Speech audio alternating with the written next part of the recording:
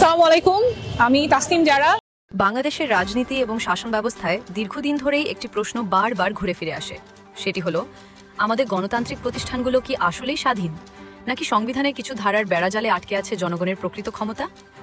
আসন্ন ত্রয়োদশ জাতীয় সংসদ নির্বাচনকে সামনে রেখে এই অত্যন্ত গুরুত্বপূর্ণ এবং স্পর্শকাতর বিষয়টি আবারও সামনে নিয়ে এসেছেন ঢাকা ৯ আসনের স্বতন্ত্র প্রার্থী এবং জাতীয় নাগরিক পার্টির সাবেক সিনিয়র যুগ্ম সদস্য সচিব ডক্টর তাসনিম জারা।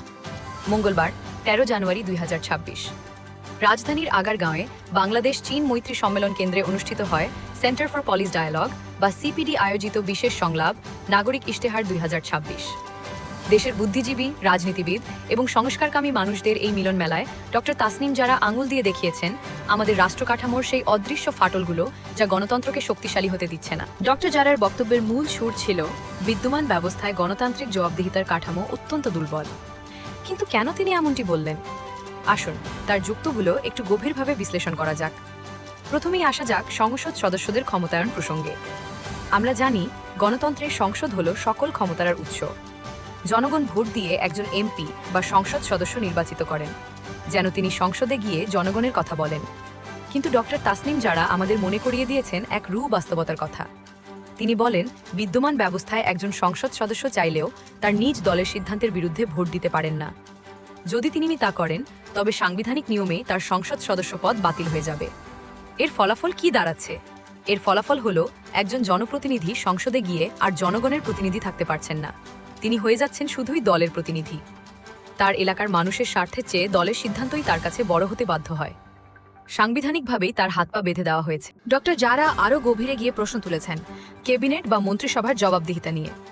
সংসদীয় গণতন্ত্রের নিয়ম অনুযায়ী মন্ত্রিসভা বা সরকার তাদের যে কোনো কাজের জন্য সংসদের কাছে জবাবদিহি করতে বাধ্য।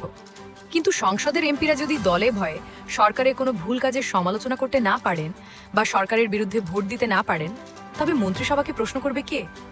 ডক্টর জারার মতে, পার্লামেন্টের হাত পা যখন বাধা থাকে, তখন ক্যাবিনেট বা মন্ত্রিসভা একচ্ছত্র ক্ষমতার অধিকারী হয়ে ওঠে।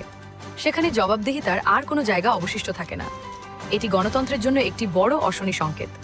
শুধু সংসদ নয়, রাষ্ট্রের অন্যতম গুরুত্বপূর্ণ স্তম্ভ দুর্নীতি দমন কমিশন বা দুদকের স্বাধীনতা নিয়েও তিনি অত্যন্ত যৌক্তিক প্রশ্ন তুলেছেন। একটি দেশে যখন মন্ত্রী বা প্রধানমন্ত্রী দুর্নীতি করেন, তখন তাদের বিচার করার দায়িত্ব থাকে দুদকের ওপর। কিন্তু আমাদের দেশে এই দুদকের কমিশনারদের নিয়োগ প্রক্রিয়াটি কেমন? ডক্টর তাসনিম জারা অত্যন্ত পরিষ্কারভাবে এই লুপ হোল বা ফাঁকতি ধরিয়ে দিয়েছেন। তিনি বলেন, দুর্নীতি দমন কমিশনের কমিশনারকে নিয়োগ দেন মহামান্য রাষ্ট্রপতি, কিন্তু সংবিধানে বলা আছে রাষ্ট্রপতিকে এই কাজটি করতে হয় মাননীয় প্রধানমন্ত্রীর পরামর্শক্রমে। বিষয়টি একটু ঠান্ডা মাথায় ভাবুন। যার বিরুদ্ধে দুর্নীতি তদন্ত হবে, অর্থাৎ নির্বাহী বিভাগ বা প্রধানমন্ত্রী, তার পছন্দ বা পরামর্শ অনুযায়ী নিয়োগ পাচ্ছেন তদন্তকারী কর্মকর্তা। ডক্টর জারা ঠিক এই জায়গাটিতেই আঘাত করেছেন। তিনি বলেছেন, যে যার জবাবদিহি নেবে সেই যদি তাকে নিয়োগ দেয়, তবে সেখানে নিরপেক্ষ বিচার বা জবাবদিহিতা আশা করা অসম্ভব। অর্থাৎ পুরো ব্যবস্থাটি এমনভাবে সাজানো হয়েছে যে এটি একটি বৃত্তের মতো ঘুরতে থাকে, যেখানে ক্ষমতার কেন্দ্রবিন্দুতে থাকা ব্যক্তিরা ধরাছোঁয়ার বাইরেই থেকে যান। ডক্টর তাসনিম জারার এই বক্তব্য কেবল একটি রাজনৈতিক বক্তৃতা নয়, বরং এটি রাষ্ট্র সংস্কারের একটি রূপরেখা। ২০২৬ সালের নির্বাচনের আগে এই আলোচনা অত্যন্ত প্রাসঙ্গিক। ভোটাররা এখন সচেতন। তারা কেবল ভোট দিয়েই দায়িত্ব শেষ করতে চান না, তারা চান এমন একটি রাষ্ট্র কাঠামো যেখানে এমপিরা স্বাধীনভাবে কথা বলতে পারবেন এবং সাংবিধানিক প্রতিষ্ঠানগুলো নির্বাহী বিভাগের প্রভাবমুক্ত হয়ে কাজ করতে পারবে। বিশ্লেষকদের মতে, ঢাকা ৯ আসনের এই তরুণ প্রার্থীর তোলা প্রশ্নগুলো এড়িয়ে যাওয়ার সুযোগ নেই। একটি কার্যকর ও জবাবদিহিমূলক গণতন্ত্র প্রতিষ্ঠা করতে হলে সংবিধানের এই স্ববিরোধিতাগুলো দূর করা জরুরি। তা না হলে নির্বাচন আসবে এবং যাবে, কিন্তু জনগণের ভাগ্যের প্রকৃত পরিবর্তন হবে কি?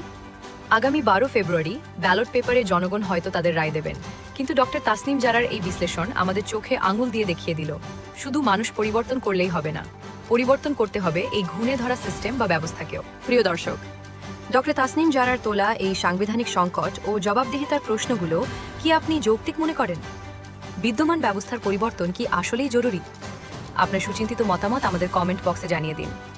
আমরা বিশ্বাস করি, সঠিক তথ্যই সঠিক সিদ্ধান্ত নিতে সাহায্য করে। দেশের রাজনীতি, নির্বাচন এবং জনগুরুত্বপূর্ণ সব খবরের গভীর বিশ্লেষণ সবার আগে পেতে আমাদের চ্যানেলটি সাবস্ক্রাইব করে বেল আইকনটি অন করে রাখুন। এতক্ষণ সাথে থাকার জন্য ধন্যবাদ।